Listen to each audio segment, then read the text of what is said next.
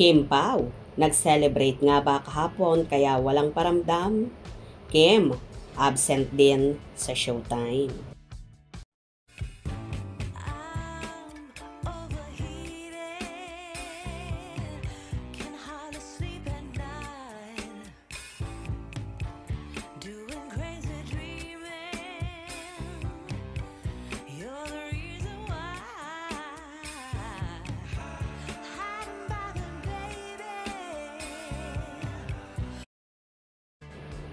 Halos lahat ng Kim Pao supporters ay naghahanap kina Kim Chiu at Paolo Avellino kahapon dahil wala silang paramdam sa kanilang social media account. Kahit nga si Chinita Princess ay hindi rin namataan sa It's Showtime kahapon, Friday. Kaya naman maraming hocus-focus ang naglalabasan. Merong nagsasabi na nag-celebrate daw ang Kim Pao kahapon kaya walang paramdam. Ano kaya ang isinelebrate ni Kim at Paolo kung totoo man ito? May isa pang nagsasabi na bawal daw magtanong. Alam naman natin na halos lahat at araw-araw ay nagbibigay ng update si Kimi sa kanyang mga ginagawa at ito'y laging nasa kanyang social media account.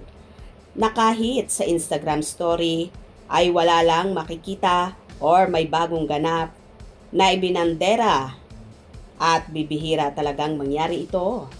May funny naman na nagsasabi na kaya wala si Kim sa showtime dahil may event daw ito sa Cagayan de Oro para sa ini-endorso niyang oro jewelry kaya wala ang dalaga.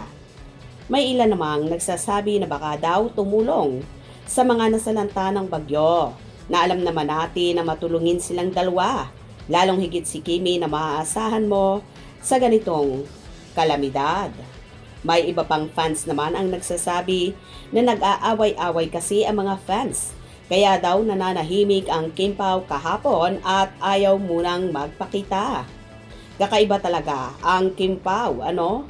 Hindi lang magparamdam at makita kahit sa kanilang mga social media accounts ay talagang pilit hinahanap at ginagawa ng kwento ng iba.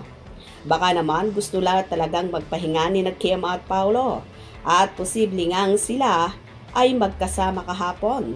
Time to relax lang ang peg nila at sila lang ang nakakaalam. Siguro humirit si Paolo kay Kimi ng magpahinga muna at malay mo pinagbigyan naman ng dalaga.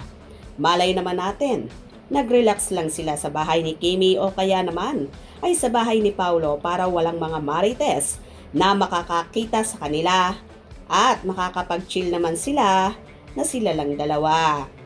Well, kung nasaan man ang Kim Pao kahapon, wag na nating hanapin. Basta ang alam ko, magkasama sila at maging happy na lang tayo doon. Wala na rin kasing privacy ang Kim Pao kung lahat na lang ng nagaganap sa kanila ay ilalantad sa social media. Lahat ng ganap nila, nakakawala na rin ng trilyon at excitement unless kung sila lang dalawa. Magagawa nila ang gusto nila na malayo sa mata ng mga kamera at mga marites.